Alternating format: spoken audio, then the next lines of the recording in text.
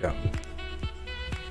Hi, everybody. Welcome to Dune Book Club. We're going to be talking about chapters 21 through 25. We have begun book 2 of the 3 books within book 1 of the 6 books of Dune. Holy shit, that's a lot of books. A lot of books. But book, feels like it's the longest, right?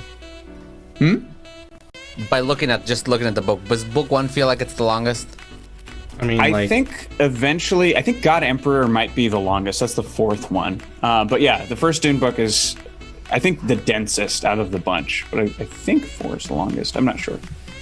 But yeah, because this is like so much setup. Like so much of this first book is just setup, and now we're finally like in the thick of the action, and it kind of just keeps going from here.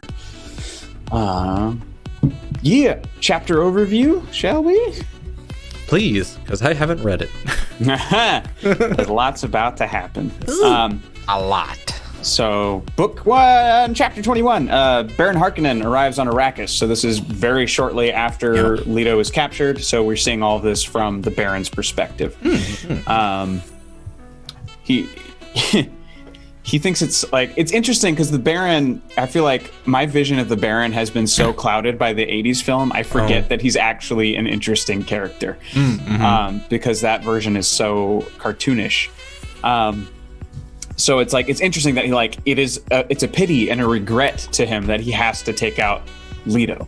Like there's almost a respect there. Well, there is a respect there. It's just like, it's this feud, this blood feud, this vendetta. But honestly, it's like, well, you're a worthy opponent, but he's still like is a terrible person, and it's interesting to see the choices that he makes. Anyway, it's so more Yue, like a chess opponent. Like you're like, this was a good game, but you failed. Yeah, it's like what a pity. Dr. Yue is brought before the Baron to talk about. Basically, it's like, hey, what happened to my wife? I brought you the Duke. Now you deliver. You promised me. And he's like, I sure did. And Piter de Vries sneaks over behind Dr. Yue and stabs him in the back so that he may join his wife, who was obviously killed a long time ago. That's messed up. Yeah, it's pretty messed up. And then we have the payoff for the tooth. The tooth. Remember the tooth. But the Duke is so drugged up, he kind of botches it. So the Baron gets lucky because the Baron sees him take this huge gasp of breath, and he like starts to bail. But Piter is right next to him as he chomps down on the tooth and blows this poison gas into the room. So the Baron's able to like sneak away with the assistance of his suspensors and lock himself behind this sort of like, what's the word? I mean, an impenetrable chamber, basically. So you can hear all of his men dying on the other side. Oh, dang. Because, so in the movie, that's an interesting comparison, too. Like, in the movie, he bites it down and is only able to get one dude. Yeah, he just gets Piter in the film. And this, it's like, everyone who is in that main chamber bites it. And he also, and he had his still suit on, his, shield on, didn't it say, he had, on, low?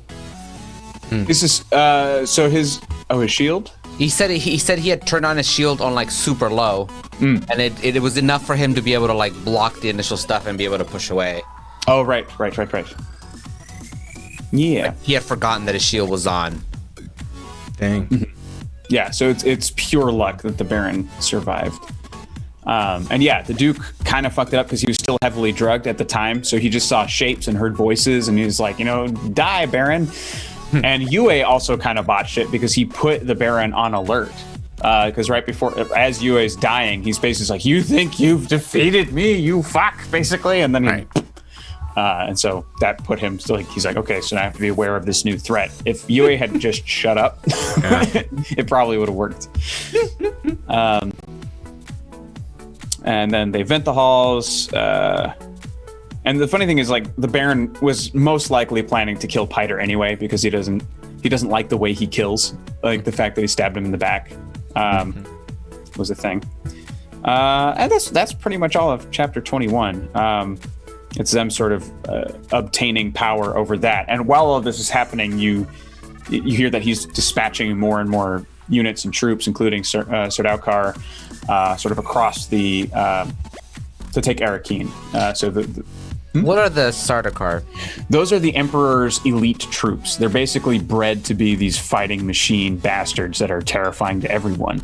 So it's like, imagine like the Uruk-hai in Lord of the Rings, right? It's like they're this uber formidable soldier. They're terrifying to all, and they're like the best version. In the trailer for the new movie, is it those guys that show up in the white suits? They're like lining as groups.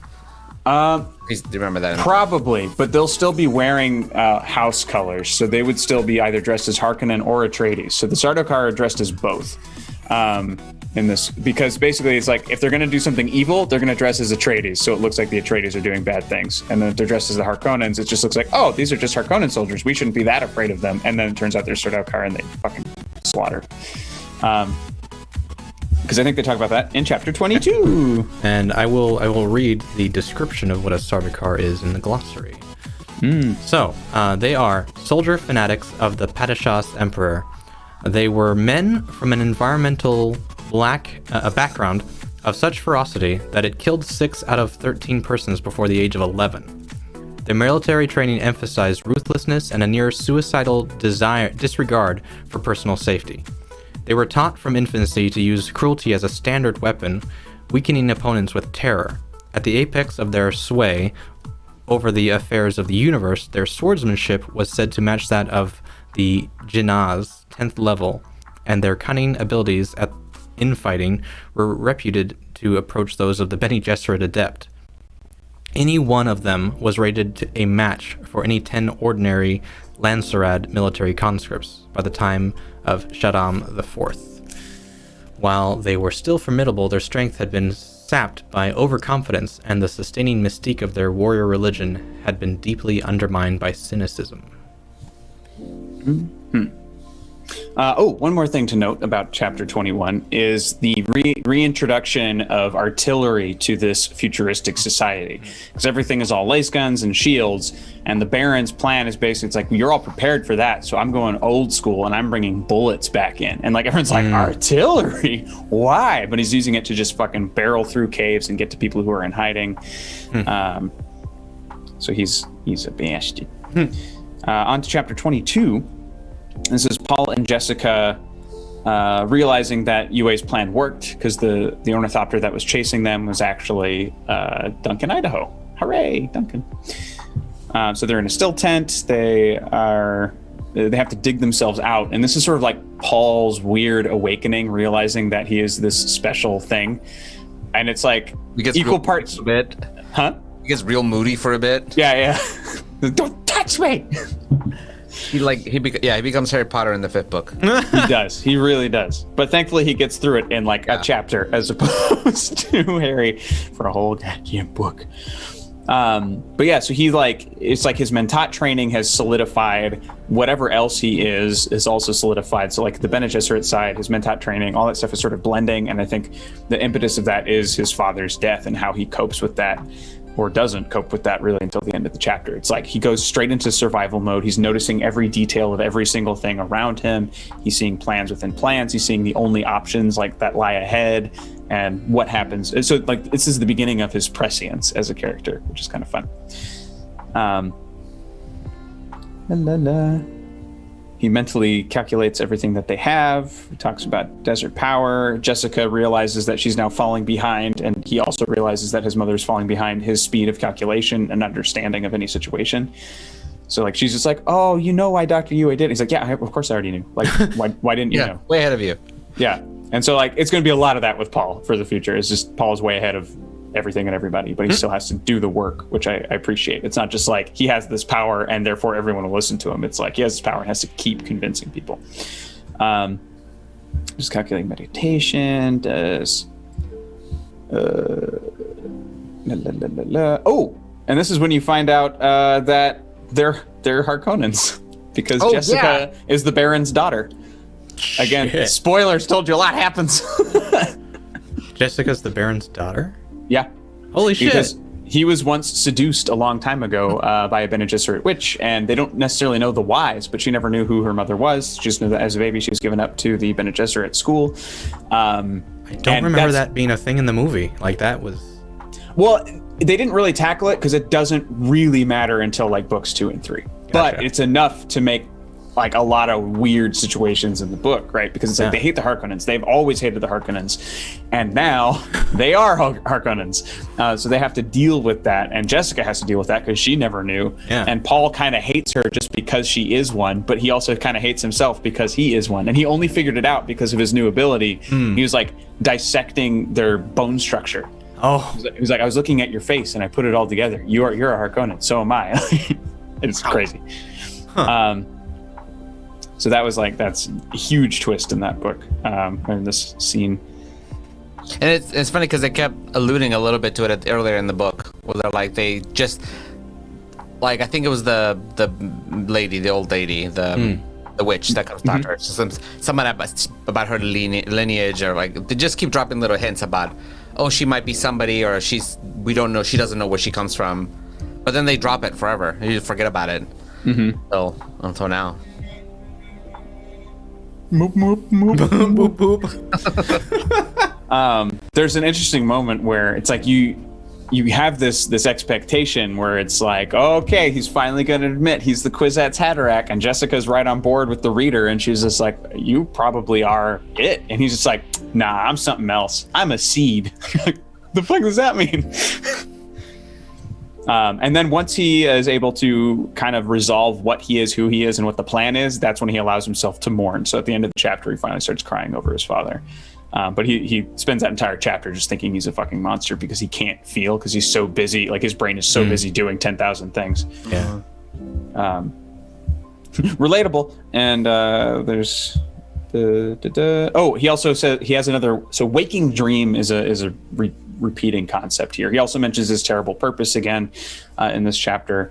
But he talks about a warrior religion spreading across the universe underneath an Atreides banner, a jihad. And he said, Paul thinks, I cannot choose that way. So he's starting to plan, like, how do I maintain power? How do I bring safety to my family? Because pretty much the entire house has been annihilated. Yeah. Because as they're running, he knows that they're just blasting through Arrakeen. Anyone who's still there has been murdered. Anyone who's hiding is about to be murdered. And like, a house without people is nothing. So it's like, he's a duke, but a duke of what? So he's having to solve problems as he goes, which is kind of fun.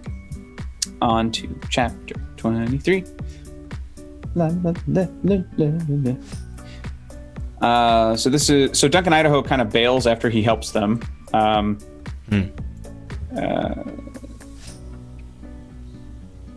guess this is more of them in the still suit. I think I've blended chapters 22 and 23. So this is them drinking from their still suits for the first time, or rather, Paul does. Jessica doesn't, because she doesn't want to admit that this is now her life. An interesting little moment. Talks about using desert power that his father talked about, taking on that mantle, talking about the spice and the Fremen, death and vengeance, yada yada, the good stuff. This is where they dig their way out of the tent.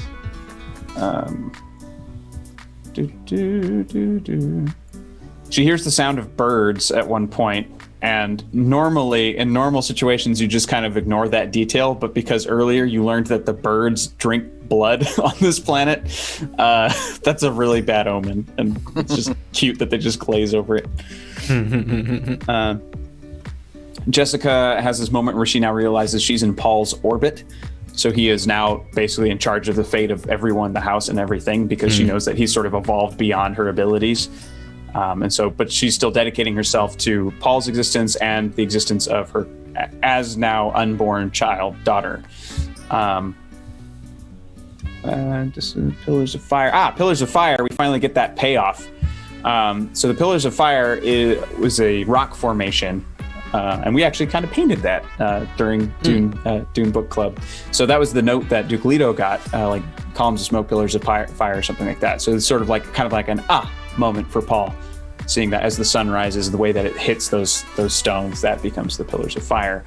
And that's sort of like, oh, that's where safe haven is. That's where we need to go. Right. Cool moment. If you like holes, that's like, the refuge is on God's thumb. And they see ornithopters above them, and so they fucking run. And then chapter 24.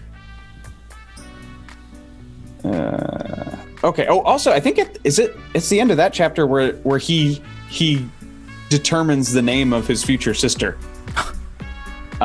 which is super weird. Also, kind of a cool moment. So he talks about, yeah, I'm gonna have a sister. Her name's gonna be Alia. And you're like, what? Like, did you ask Jessica first? And he thinks it to himself, so he just like knows it to be true, because it's like there's lots of really cool descriptions of him, like his brain kind of floating through all the possibilities of time and the future. And I think this last chapter does the best job, I think, of really breaking that down. It's wacky. The next thing is Thufir Hawat and hanging out with the Fremen, trying to figure out how to like get them to work for him, and it's just like this total wall of miscommunication, of culture shock. They don't understand each other, and they're trying. Like, he's trying real hard, but he's super upset. He still thinks it's Jessica. He still thinks the traitor was Jessica. Oh. So that's like all he can think about through the whole chapter. Is like, she like opened the door. She let him in. It had to have been her. Who else could it have been? Like, you can't break Imperial training. Couldn't have been Yue, blah, blah, blah. And so there's like this whole back and forth between Hawat and this Fremen leader, being like, will you, like, we have lots of wounded men. Can you help? He's like, they're wounded. It's like, what does that mean? Why aren't you helping me? And we'll break that down a little bit more, because that whole conversation is great. You learn that Gurney Halleck is safe. They talk about the sand sink. They talk about so this is where you really start to learn about like the water of your tribe and all of that stuff. So all bonds and all promises are made over water in Fremen culture. You learn that pretty early on. Obviously, water is very important to them, but like the body's water is also important. Yeah, so like your body is sacred, but your water belongs to your tribe. So when you die, it gets redistributed amongst the tribe. So there's this cool conversation where this Fremen, he mentions that basically it's like, well, shouldn't they know whether or not they're worth saving and whether their water is more valuable to you than their life and all this stuff? It's like, so basically it's like, if they're wounded enough, they should just let themselves die so that you all can live, because you don't have enough water. So they're helping your survival by acknowledging their death. And they got lucky because one guy just dies. One of the wounded just dies, and Thufir sees this as an opportunity to strike that deal and be like, hey, we'll become one with you. Like, we're going to join your tribe. So it's not like you're working for us, I'm working for you. They join the tribe by basically sharing this body's water. So the second he dies, he gives the Fremen permission. 4 dudes just take the corpse and run off with it. And a lot of the Atreides people are not okay with this. They're not cool with this. Like, they're reaching for their guns and stuff. And he's just like, nope, we're doing this. They respect it. It's just different. Like, don't worry about it. Thank you for the follow. Hey, thank you for the follow. We're talking Dune. There's 5 Fremen just standing out in the desert looking at the Thopters, like the bad guy Thopters, like, but they don't give a shit. And they keep talking about how casually they're able to eliminate Sardaukar. They're just like, oh, that was an inconvenience. Oh, they fought pretty well, huh? Oh, they're fun. They're cute.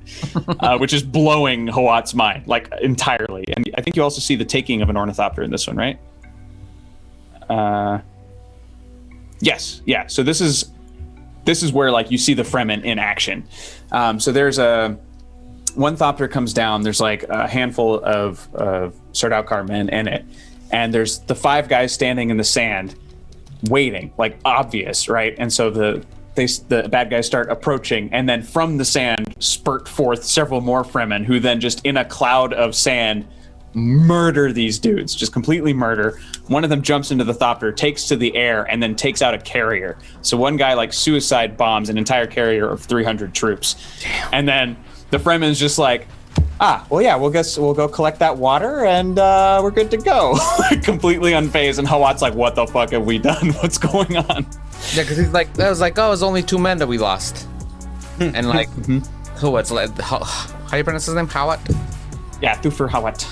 Like, Yusuf, hello. Yeah, we're talking about Dune, the book Dune. And by book 2, this is book 2 still within the first book of the series. So the first book is split into 3 volumes, basically. So we've hit volume 2.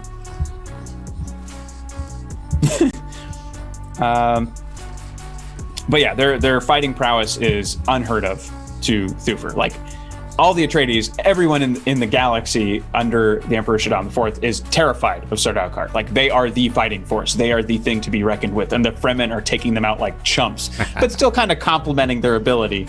But like, it's like, yes, we lost maybe 3 men. They lost about 100, talking about a previous fight in that same cave. And then the Fremen next to Hawat gets his throat slit by a thrown knife.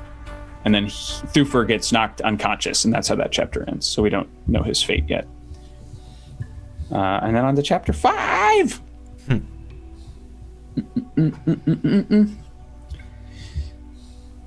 So this is Duncan, Idaho, emerging once again, followed by Dr. Kynes and another Fremen. There's a safe house for them to go to. They go there. They talk about the lace gunfire over a distant cliff. There is... This is a great moment where Idaho's just like, oh yeah, I sent them, he didn't even get to finish the word surprise when he just boom, like big white flash, doom, because he like cranked up a shield generator and he knew they were going to use a laser gun. So he basically set a trap for them and obliterated them. It was such a powerful explosion that Jessica thought they were using the family atomic weapons. He's like, no, just a shield. And just Duncan's just such a badass. He gets a kick out of it. Dr. Kynes brings them to the Imperial Ecological Testing Station, which is like this sort of like private safe house for the Fremen. And it's this really great conversation between Paul, Jessica, and Dr. Kynes. So he's like, get me coffee. They go into this room, and it's trying to figure out what to do next. And Paul is sitting now into his role as Duke and forces Dr. Kynes to call him sire. And like, as a scene building thing, like, I love this chapter so much because sire has like 5 different meanings throughout this conversation. Because first it's like, you should call me sire. He's like, sire. And then the next time is like, kind of like begrudgingly sire. And then they strike a deal where he's like, okay, I realize I can't buy your loyalty, but I will also give you 100% of my loyalty. I will die for you. And he says, sire, like he's completely convinced. And you're like, yes, so good. But basically, Paul understands that if he could keep the Emperor and the Guild and everybody from rending Arrakis dry from spice mining, they could turn Arrakis into a paradise. And he understands that is the purpose of this site and Dr. Kynes' research, and that's also his goal. He wants to make it habitable for humans, which is great. And Paul's going to offer himself up to the Emperor as his new son. He's like, I'll marry your daughter. She's not married yet. I'll become, Emperor Junior. Why not? And this is just the plan. And Kynes is like, you crazy? Jessica also, you crazy? And he's like, what? You taught me blackmail is a real thing. So we'll do what we need to do. Paul also apologizes for assuming that Kynes' loyalty can be bought. And that apology alone earns him lots of mileage in conversation with Dr. Kynes because a Harkonnen has never apologized for anything. So again, showing differences between Harkonnens and Atreides. And before they can officially seal their deal, they've been attacked by Sardaukar troops. And you see Duncan, Idaho bite it. I know, it sucks. It's blasted right through. And the door slams shut. Like, that's the last thing Paul sees before the door shuts and they escape through the secret passage behind a cabinet. They follow paths, like arrows that disappear when you cross over them, which is not explained in a technological sense, but is an interesting idea. Just like lights or something, right? Like, it's literally signage.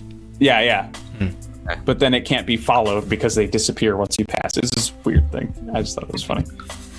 They get to an ornithopter that has no shields. They split up. Dr. Kynes goes one way, they go the other, because that way neither of them have knowledge. If they get captured or tortured, they can't, turn over the other person.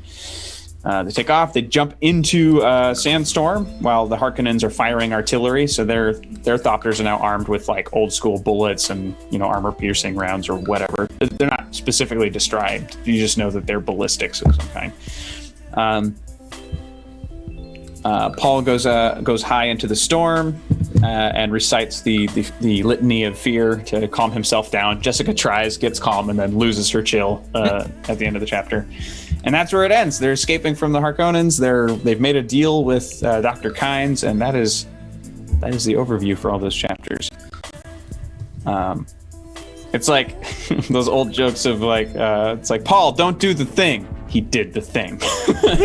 He always does the thing. But let's go through some favorite quotes or moments. The Baron is interesting because he views all of his force as bees, as insects. Whereas from the Atreides point of view, they always speak of their people as men, as people, as humans. And it's like a subtle little nod, right? But it's like, you're kind of like, oh, that's why you just have no value of life. So it's like, he talks about them as rabbits and bees. The uncertain rabbits had to be exposed, made to run for their burrows. Else, how could you control them and breed them? He pictured his fighting men as bees routing the rabbits, and he thought, the day hums sweetly when you have enough bees working for you. Just crazy. Baron talking about how he's probably going to have to kill Piter, but then doesn't have to. Soon I must remove him, the Baron thought. He has almost outlasted his usefulness, almost reached the point of positive danger to my person. First, though, he must make the people of Arrakis hate him. Then, this is him talking about Paul, actually, sorry. Positive danger to my person. First, though, he must make the people of Arrakis hate him. Then they will welcome my darling Feyd-Rautha as a savior. Because he still wants his nephew to be in control of Arrakis, leader of Arrakis and all that. So basically, it's like, I'm going to slander and destroy, if Paul lives, because they still don't know at this point if he's still alive, I think. Because there's no... Yeah. Piter's like, I think he's dead. Possibly. He's like, I don't deal in possibilities. You're like, fuck. He dies. Yue dies. Talking about, you think you defeated me. You think I did not know what I fought for Marijuana. Lots of ellipses between every single word in that thing. And he falls like a tree. They mentioned that twice. I don't know why they felt like it. It was funny. Fell like a tree, and then it's like his bones were made of oak. It's like, tree, got it. The Baron, I love, looks down at dead Yue. He says, I never could bring myself to trust a traitor, the Baron said. Not even a traitor I created. So no matter what, Yue was toast. This is it. This is right after this. Well, we'll get to it, and I'll tell you what I think about it. I'm jumping ahead. I see. So Dr. Kynes is interesting because he's sort of tied to the Harkonnens through his official role of the Emperor. Because again, he's the guy who's supposed to oversee the transfer of power between Harkonnen and Atreides. So they talk about, no, it isn't. Where is that stupid planetologist? Where is this man Kynes? We've word where to find him, and he's been sent for, my lord. I don't like the way the Emperor's servant is helping us, the Baron muttered. So it's like he's starting to sense that Kynes is not on board. And that also leads to them getting attacked in that siege later. Boy, no sign. The tooth. The Baron, Yue, Foggy, Leto, killing.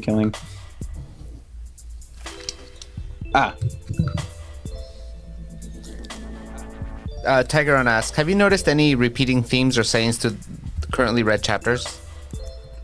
Oh, definitely. I think biggest one is Paul's terrible purpose, which sort of gets formed and reformed almost every other chapter because he's still trying to figure out what it is. And he sort of settles on it in this later chapter where he's like, well, I'm not the Kwisatz Haderach. I'm a seed. And he says that like it makes sense. But yeah, his terrible purpose is a big one. The litany of fear shows up all the time for them to like think clearly before they make choices. The lots of the religious quotes show up a lot, like a lot of the stuff in Dr. Kynes' head that isn't necessarily uttered out loud. He has a lot of repeating thoughts. And I know I'm forgetting some. There's a lot, actually. There's a lot of repetition in the way Herbert writes. Tigeron says, so if Paul is a seed, does he grow into that role? Possibly. Good stuff. Yeah, I mean, it has many, I think it honestly has many meanings, especially knowing where this goes. It's a thing that I missed the first time. I completely missed that line. I didn't pay attention to it because I was like focused on the action, I think, the first time I read through this book. Yeah. So it's really fun second time through to really pay attention to the language and figure out where they're laying those bricks for you to kind of walk on. Huh? Which line? I am a seed. Oh, I'm a seed one. Okay. Yeah. Growing. Miss Chrysilla says, given all the non-surprises about the fall of Atreides, the quiet moment about Paul's Harkonnen roots are even more shocking of a surprise. Yeah, they don't really.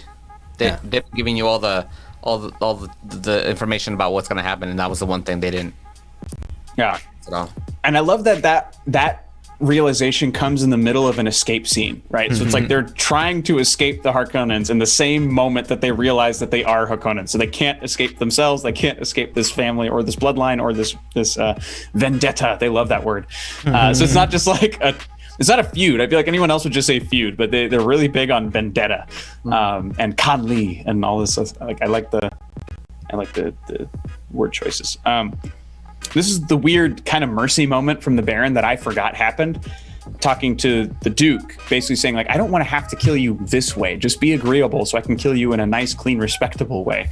He was like, will you force me to do a thing I do not want to do? Piter will use simple, direct methods. I agree there's sometimes the best, but it's not good that you should be subjected to such things.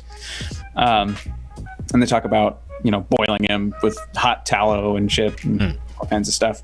And the Baron is disgusted by Piter, whereas in like the film version, he seems like excited and sharing in the glee of Piter's like disgusting approaches, which also makes me like the Baron more in the book. Like he's not obviously a terrible person. He's a monster, but he has these elements of reasonable thought that don't exist in the cartoonish version in the film, because he's just like a mad cackling villain in the movie, and I hate it. There's and then the chapter ends. Oh, we're not there yet, but observe this prize person who denies he's for hire. Observe him, Piter.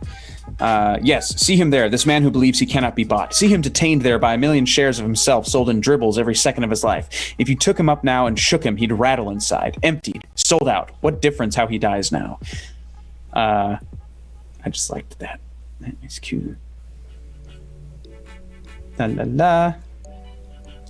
His reluctance to have a royal person subject to pain. I just kept highlighting everything where I was just like, why wouldn't he want to torture them? Oh, I guess he's not that bad. And again, talking about everyone as rabbits. So his enemies are rabbits, his people are bees. Which there are rabbits on Dune, I think. I know there's small mice, there's bats, there's birds. I'm trying to remember. I think there are like desert hares or something like that, but I could be wrong.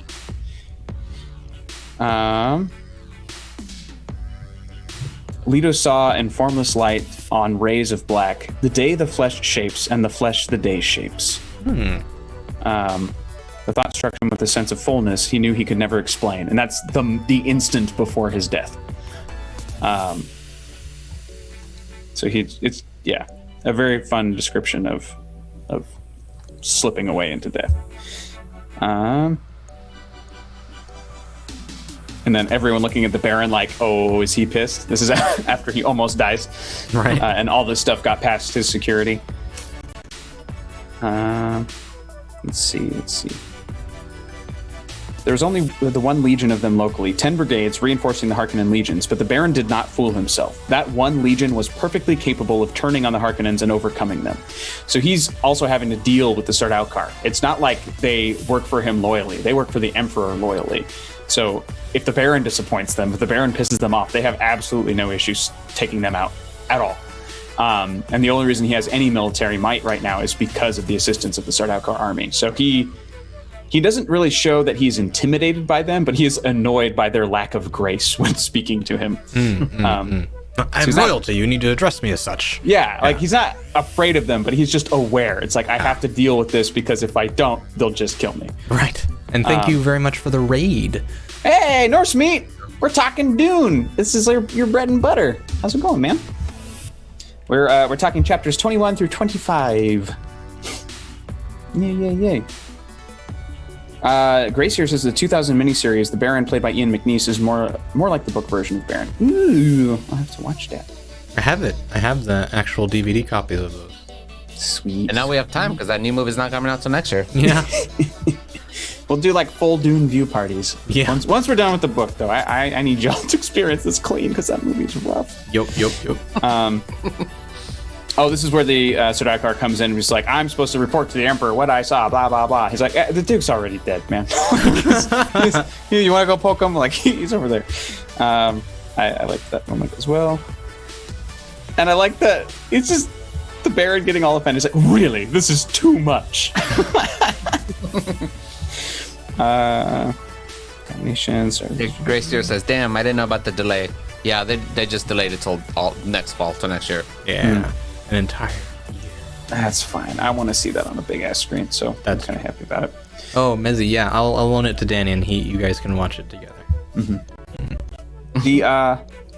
Thank you. The frustration from the Baron is also that he wants to go examine the room where the Duke died, but he's also trying to get that room cleaned of any evidence that he was almost assassinated, because that shows weakness, and the Sardaukar do not respect weakness of any kind. So he's like, shit. Maybe I'll delay them. He's like, no, I'm going now. It's like, fuck.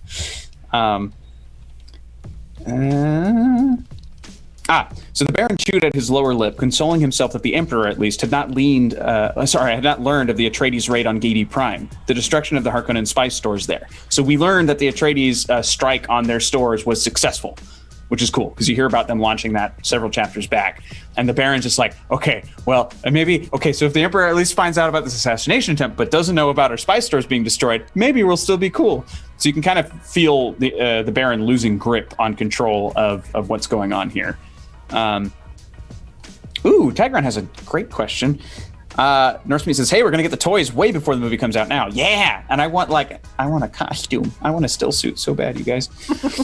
Tigron says, has your favorite character from the first 5 chapters changed when you got to the current chapters? Yeah, most of them, I think. I mean, Jessica is pretty consistent. Although in this later chapter, she sort of slipped from ultimate badass to kind of subservient very quickly in like a 180 turn, which I never really liked. Because even though Paul, he's got all this knowledge of the world or whatever and prescience, I liked her being educated mentor, because she's just been around longer. She knows more. Right. And then through plot convenience, I think Paul just knows everything. So she has to become secondary so that he can step into that I am basically God role. Right. It's like she could do all these things, and in order to make him look better, they like underpowered her rather than show how he's better than her. She's weaker than she was earlier. Yeah, which sucks. But also, it's like her focus is still like, I have to protect my son, I have to protect my daughter, and that's never changed. So I think it's just, she's just being like, well, he's got this, so that means I don't have to lead anymore. Like, it's sort of like a respectful sort of change of command, I guess. But I still don't necessarily like how it was handled. I think that it should have been more of a shift over time, but it happens in a chapter. But I mean, there's a lot happening, so I guess it had to happen. Amber says, very excited to see Skarsgård as the Baron. He's going to be great. Oh, I agree. Like, there is, I have no like fantasy casting that is better than that, and I'm super excited.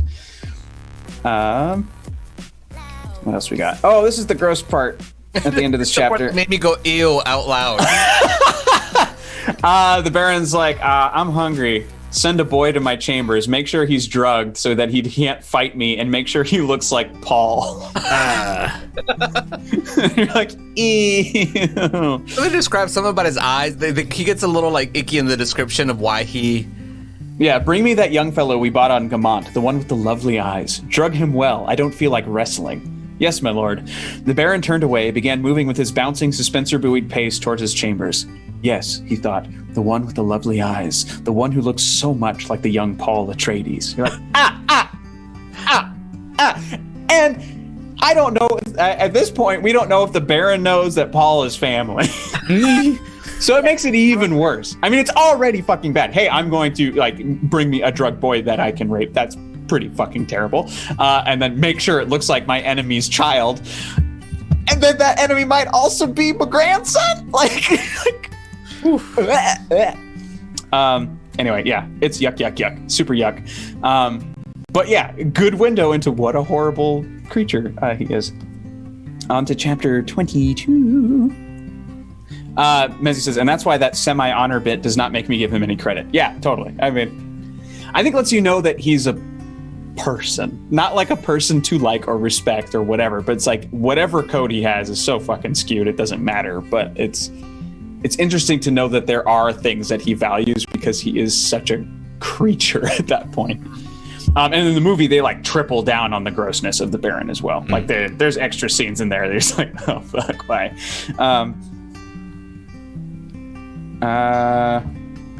This is Paul being all snarky and annoying in this chapter because he's like, I'm special. So hiding like a child when I'm now the Duke, Paul thought. He felt the thought gall him, but could not deny the wisdom in what they did.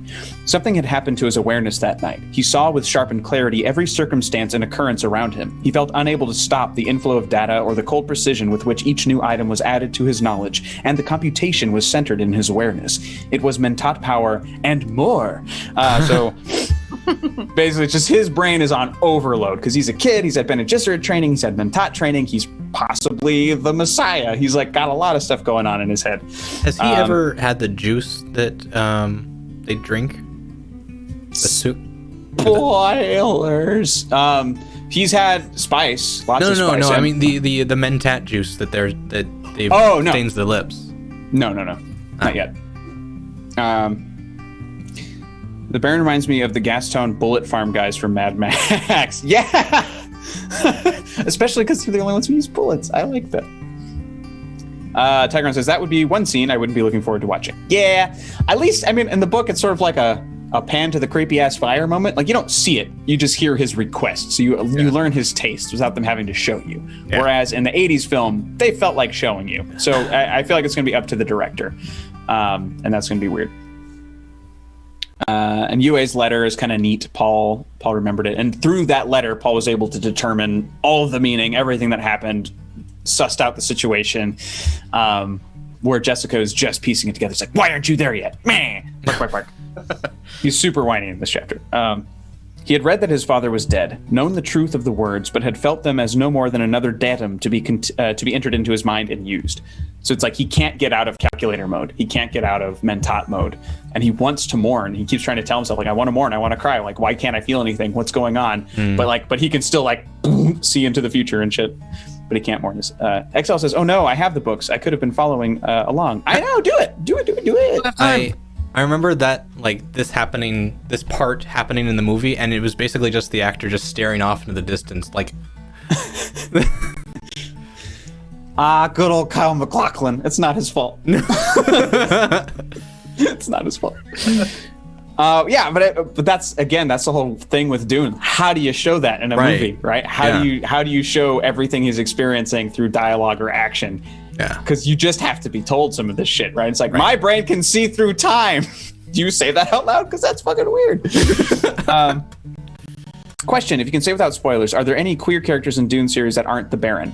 That aren't gross. Yeah, I don't know. I don't think so. Not to my recollection. Yeah, I don't know. Yeah, there's. I mean, I think the outdated problem of villainizing obesity and homosexuality in this book. There's lots of outdated concepts in this book that are not the greatest example, and that's one of them. I think the Baron is a cartoon villain of his time in those respects, which is unfortunate. But it's also not like I don't even view it as homosexuality. I feel it as like a power grab, as like a domination thing, and not so much like I'm attracted to boys, but I want to literally fuck my enemy, right? Which is. Yeah, I don't know. I could be viewing it weird, but that was always my take. Is just like he's this weird monster man. Yeah, Miss Priscilla, I agree. The queers are evil is a frustrating part of classic sci-fi. But yeah, old world thinking, absolutely. It sucks. It's not perfect. Sorry, Ryan, you're saying? Oh, no. I was going to compare something to a really crappy movie, Jupiter Ascending, where one of the royals was basically like, he didn't care like what his tastes were. It was just like it was pleasurable, so he did it. Like, so regardless of like male, female. Yeah. Mm-hmm. Yeah, and I think Baron definitely has like hedonism streak for sure. Because like he's in the middle of a meal when he almost dies. Immediately after the assassination attempt, he's like, I'm hungry. But also I think that hungry meant I'm horny or whatever, because his request isn't for food, it's for But doesn't he look like he wants to be entertained, or he's not the word entertained, but he uses another word like on top of Oh, and I wish to be diverted while you're cleaning that room. Oh yeah, so the diversion is the boy. He does also want food. Yeah, bored. He needs somebody to entertain him. He's like Denethor He's like that gross scene where he's like eating the tomatoes while everyone else rides out to die. The Baron is like Denethor to me. Just gross. Grace here says the Baron views everything and everyone, even family, as property and nothing more. True, very true. Yeah. And Mezzi says I reread some noir fiction last year. If you want to see some overblown homophobia, ugh, yeah, stupid. More Paul's brain exploding because there's some good stuff in here. Because that's Haderach. This is Jessica, internal monologue. I have the Atreides daughter I was ordered to produce, but the Reverend Mother was wrong. A daughter wouldn't have saved my Leto. This child is only life reaching for the future in the midst of death. I conceived out of instinct and not out of obedience. So both of her children were like children as a result of love. And this is also in this chapter where Paul finally tells Jessica that she was never suspected, that he always loved her, and that his only regret in his entire life was that he didn't make her his Duchess. And she's just like, just kind of emotionally wrecks her, but I think it's a beautiful moment. Watch out for Sadarkar and Atreides uniforms there. A roaring filled the speaker, then silence. Try the other bands, Paul said. Do you realize what that means? Jessica said. I expected it. They want the guild to blame us for destruction of their bank. With the guild against us, we're trapped on Arrakis. Try the other bands. So this is where the Sardaukar are going undercover as Atreides, attacking the guild bank. The guild is what allows you to travel between worlds. So if you piss off the guild, you are stuck. So at that moment, he knows, I have to be on Arrakis for the rest of my life or until government changes.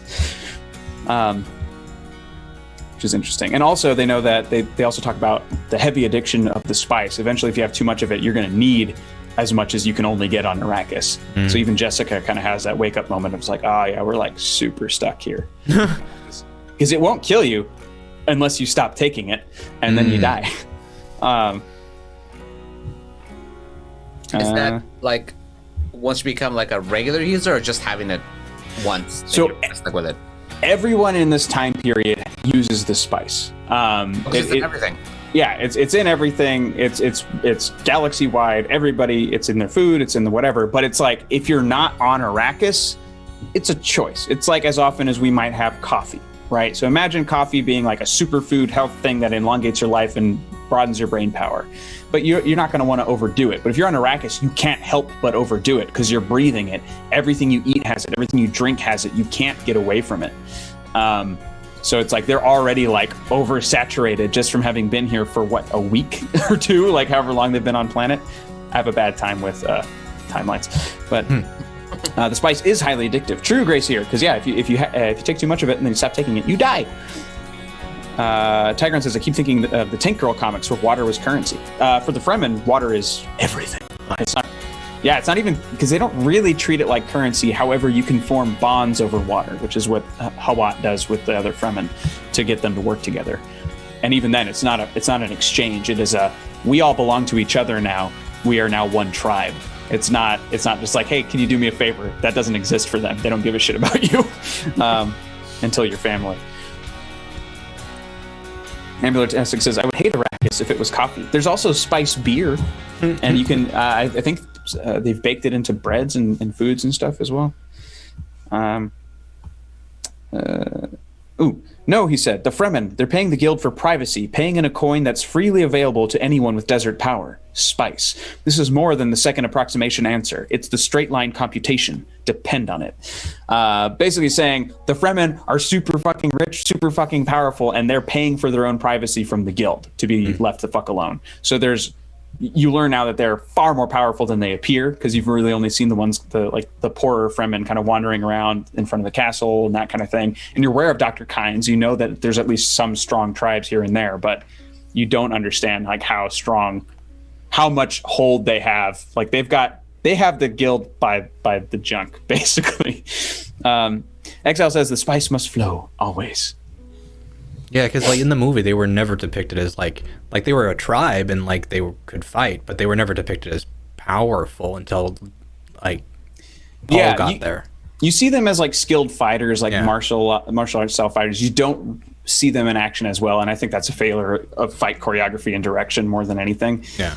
Because they are supposed to be a superior force. And thankfully, these chapters really illustrate that. Because, like, here come the Sardaukar, the big, scary, like, stormtroopers of the galaxy. And then here's these dudes in robes just slaughtering them. Like, just going in there like nothing. And then just going back to conversation immediately after. Yeah, the Fremen are badasses. I love them. La la la, tappy tap. So the spice, he said, it's in everything here. The air, the soil, the food, the geriatric spice. It's like the truth-sayer drug. It's a poison. She stiffened. His voice lowered and he repeated, a poison. So subtle, so insidious, so irreversible. It won't even kill you unless you stop taking it. We can't leave Arrakis unless we take part of Arrakis with us. So that's his statement being like, we're so addicted, we're fucked, we're super fucked. And the terrifying presence of his voice brooked no dispute. Sorry. You and the spice, Paul said. The spice changes anyone who gets this much of it. But thanks to you, I could bring the change to consciousness. I don't get to leave it in the unconscious where disturbance can be blanked out. I can see it. Paul, I see it, he repeated. So he started this is like overload in that part of the chapter. Tiger says, so the spice is the Force? I would argue the voice is like a Jedi mind trick. They don't really deal with the Force in this. Elements of the Force, I think, are inspired heavily by Dune, but not the Force itself. The spice is meant to be sort of like an allegory for Mideastern oil when it was written. And a bunch of other stuff. I mean, all of this book is commentary. He fell silent as memory of that seeing filled him. No prescient dream, no experience of his life had quite prepared him for the totality with which the veils had been ripped away to reveal naked time. Recalling the experience, he recognized his own terrible purpose, the pressure of his life spreading outward like an expanding bubble, time retreating before it. Like, just wob, acid trip. And that's actually something that I forgot about, because in a very early chapter, you get the first taste of Paul's prescient dreams. So even as a kid, he was already kind of seeing the future, because he had that dream already about the woman who said, tell me about your homeworld, Usul. And he's like, where's Usul? Oh, am I Usul? Like, he was trying to figure it out, but then he stopped exploring it because a bunch of other shit kept happening to him. But that was just kind of a reminder of that. And then the reveal. Don't be so sure you know where to draw the line, he said. We carry our past with us, and, mother mine, there's a thing you don't know and should. We are Harkonnens. And then her mind did a terrifying thing. It blanked out, as though it needed to shut off all sensation. But Paul's voice went on at that implacable pace, dragging her with it. When next you find a mirror, study your face. Study mine now. The traces are there if you don't blind yourself. Look at my hands, the set of my bones. And if none of this convinces you, then take my word for it. I've walked the future. I've looked at a record. I've seen a place. I have all the data. We're Harkonnens. A renegade branch of the family, she said. That's it, isn't it? Some Harkonnen cousin who, you're the Baron's own daughter, he says. And watch the way she pressed her hands to her mouth. The Baron sampled many pleasures in his youth and once permitted himself to be seduced. But it was for the genetic purposes of the Bene Gesserit by one of you. He also calls her inbred at one point. The narrator mentions her inbred features, I think. Great mother, he's the Kwisatz Haderach. And then he jumps in a paragraph later. You're thinking I'm the Kwisatz Haderach, he said. Put that out of your mind. I'm something unexpected. Grayspear says, it is by caffeine alone I set my mind in motion. It is the beans of Java. The thoughts acquire speed. The hands acquire shakes. The shakes are a warning. It is by caffeine alone I set my mind in motion. That's a play on the Mentat juice thing. That's great. I want that. I want that tattooed. The Fremen have a saying that they credit to Shai Hulud, Old Father Eternity, he said. They say, be prepared to appreciate what you meet. I always liked that. And he thought, yes, mother mine, among the Fremen. You'll acquire the blue eyes and a callus beside your lovely nose from the filter tube to your still suit. And you'll bear my sister, Saint Alia of the Knife. Not just Alia, Saint Alia. Says, if you're not the Kwisatz Haderach, Jessica said, what? You couldn't possibly know, he said. You won't believe it until you see it. And he thought, I'm a seed. Oh, it's so good.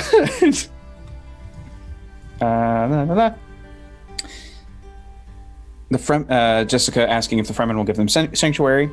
He looked up, staring across the green lighted tent at the inbred patrician lines of her face. Yes, he said.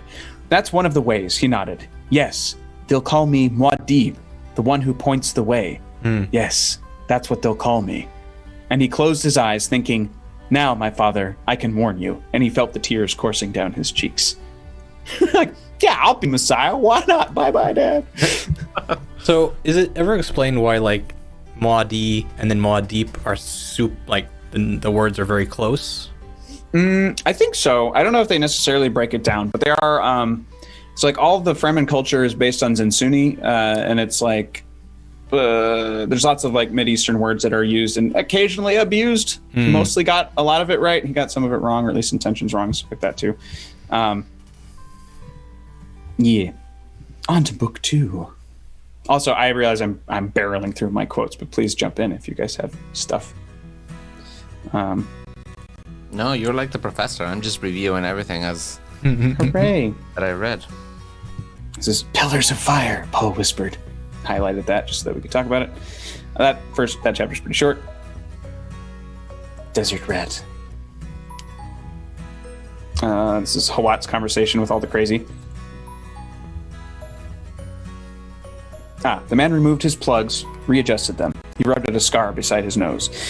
If you cross the sink here this night, the Fremen said, you must not use shields. There is a break in the wall. He turned on his heels, pointed south. There. And it is open sand down to the air. Shields will attract he hesitated, worm. They don't often come in here, but a shield will bring one every time. He said worm, Hawat thought. He was going to say something else. What? And what does he want of us? So Hawat's observations are fascinating. This is him trying to get the Fremen to work with them. You wish our siding in a vendetta? The vendetta I'll handle myself. I wish to be freed of responsibility for my wounded that I may get about it. The Fremen scowled. How can you be responsible for your wounded? They are their own responsibility. The water's at issue, Thufir Hawat. Would you have me take that decision away from you? The man put a hand to a weapon concealed beneath his robe. Hawat tensed, wondering, is there betrayal here? What do you fear? The Fremen demanded. These people and their disconcerting directness, Hawat spoke cautiously. Hawat spoke cautiously. That was in his head. Hawat spoke cautiously. There's a price on my head. Anyway, he relaxes. And this is what we do with your own wounded. This is the cool Fremen badass thing. Does a man not know when he is worth saving? The Fremen asked. Your wounded know you have no water. He tilted his head, looking sideways up at Hawat. This is clearly a time for water decision. Both wounded and unwounded must look to the tribe's future. The tribe's future, Hawat thought. The tribe of Atreides. There's sense in that. He forced himself to the question he had been avoiding. Have you word of my Duke or his son? Unreadable blue eyes stared upward into Hawat's. Word? Their fate, Hawat snapped. Fate is the same for everyone, the Fremen said. Your Duke, it is said, has met his fate. As to the Lisan al-Gaib, his son, that is in Liet's hands. Liet has not said.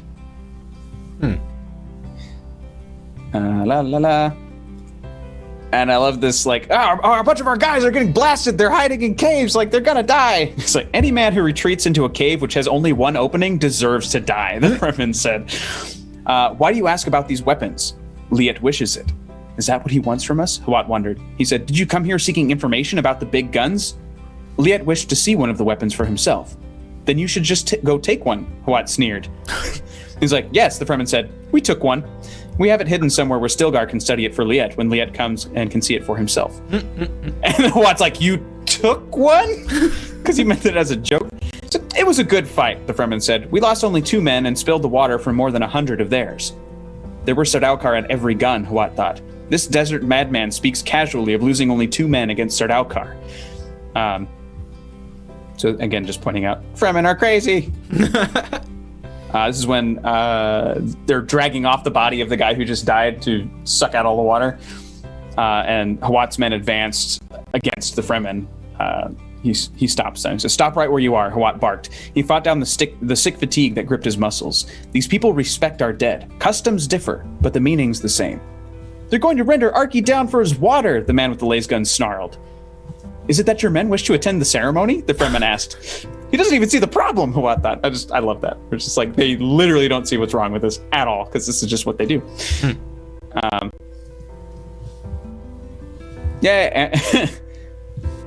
Tigran says, I would totally listen to Danny read the whole book. I'd like to. That'd be nice. But I have another book that just came out today. If you want to listen to a delightful rom-com with me and Diva. Fourth in the Charitable Endeavors series.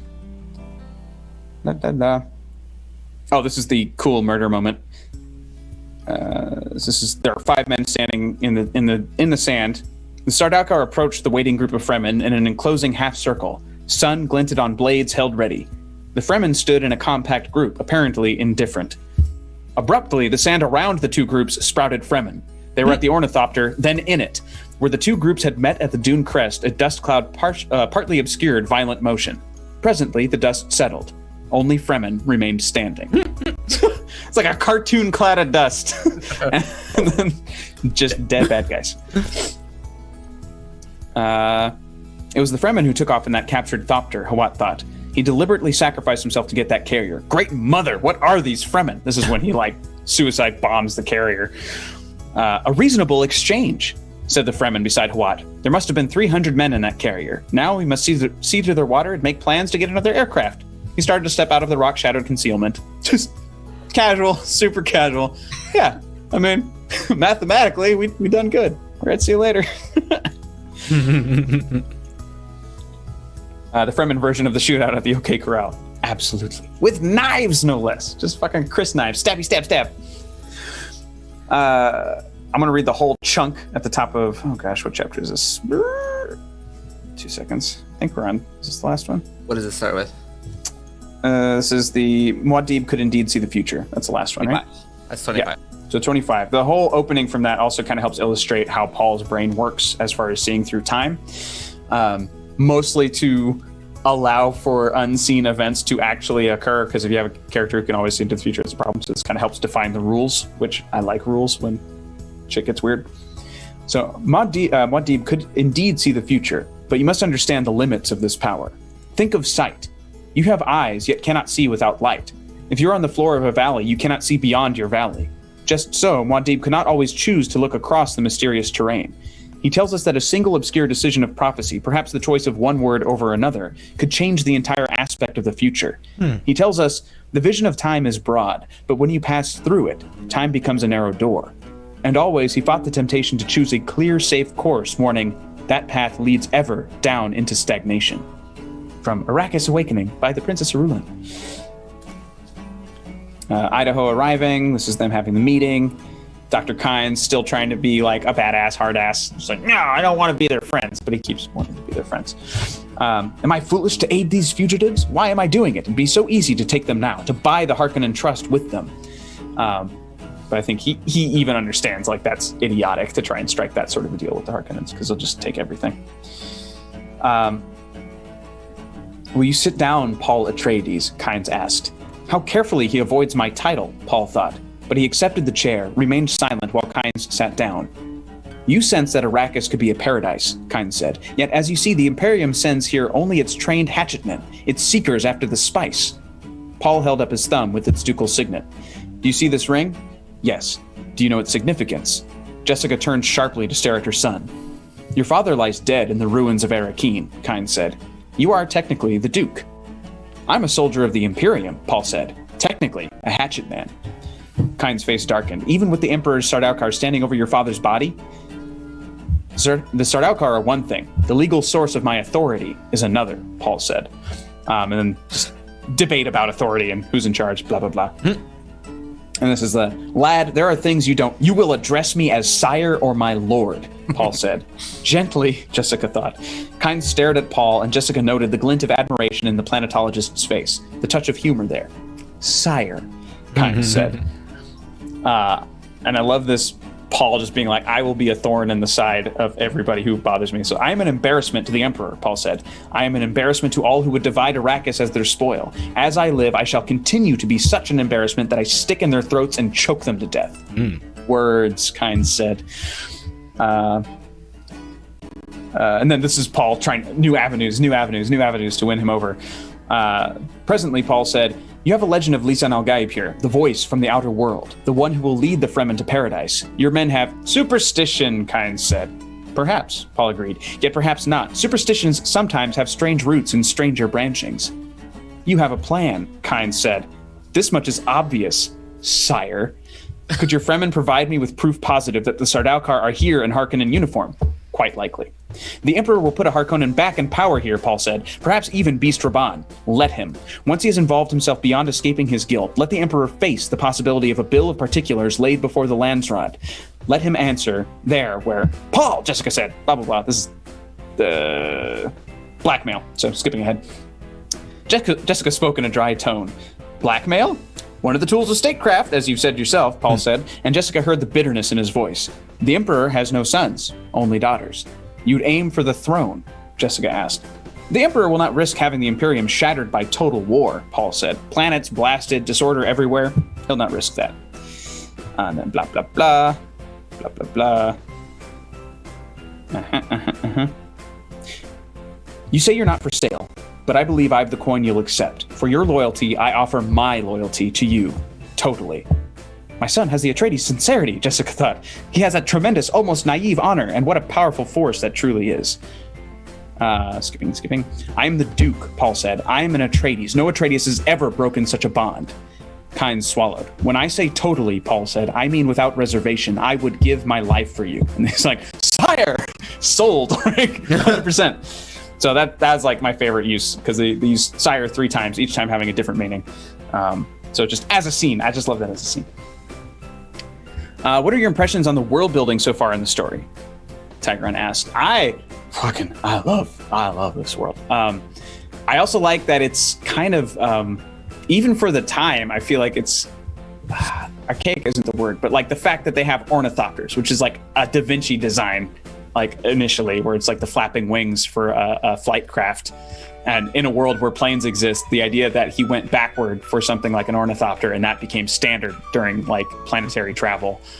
I just love that. And I love that they have, like, there are, like, computers sort of are a thing, like they sort of exist, but not in the sense that, like, so like all of their studies are basically books with magnifiers, like little super thin pages with magnifying glasses and like a green light, so that you can like read things on like like paper you can't touch without ruining it. So I like sci-fi when it's written in a world that it was already technologically limited, because I think it's more imaginative in where they went with it. I think their world building, problem solving stuff. All right, folks, asleep. Oh, I'm listening. I don't know. That's my take on it. I love it. Elizabeth says, "No one else is talking. Give the other two a chance to talk." I will. I'm gonna shut up. No, we're here to learn. Yeah, Danny's the professor. We jump But in. I also want to know everybody's thoughts. Well, I realize I've been nonstop. Yeah, these 5 chapters I didn't actually get a chance to read yet, so I'm experiencing. What'd you say? I said also Ryan has nothing to say because he didn't read this week.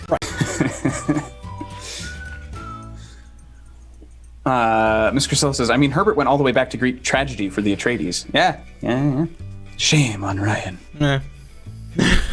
Gracer says, "Steampunk meets full sci-fi." Yeah, I think all of it's cool. Like how much it relies, like everything about the story relies on the setting, like down to like the very earth they walk on, because ecology is such a strong theme in this book, and the concept of potential future terraforming. I'm sure terraforming is a concept older than this book. I'm certain of it, but I think the way it's approached here seems so feasible. And I think that's something I like about this whole universe, like accepting the spice, and maybe with the exception of like the worms specifically, it's like this world seems very possible, which is not always the case with a lot of sci-fi. Like a lot of sci-fi just feels like, well, that's just fucking magic in a metal case. And I like that it doesn't feel that way. We still have the exact same problems, and we still have to deal with politics, religion, and all these things, and the way people wield them as weapons. So I think cultural world building is just as important, and I think they've built a great culture in the Fremen specifically, because everybody else kind of resembles old English houses more or less. Like it gives you that imperial setting of there are great houses. They all agree that these things are true. I'll give you a little bit of power. So dukedoms and all that stuff. Like everybody's a lord. So it's just, replace planets with nations, and it's pretty standard for that sort of thing. The music is quite distracting, says I will Herbert. fix The whistling. Shame Cone Ryan.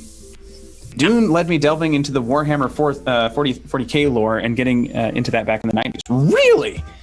I would have never made that jump. Fascinating. I find it fascinating that this world was created. Water is purposefully trapped because water killed... okay, spoilers. This is best. Only talking to chapter 25. That's a thing, though. Anyway, moving on. Yeah,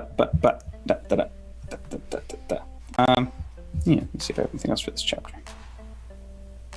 Yeah, a little bit, Lizzie. Quite a bit. As a matter of fact. And we have the repetition of the Litany of Fear, and that's kind of it for that chapter. But yeah, I think that's kind of my...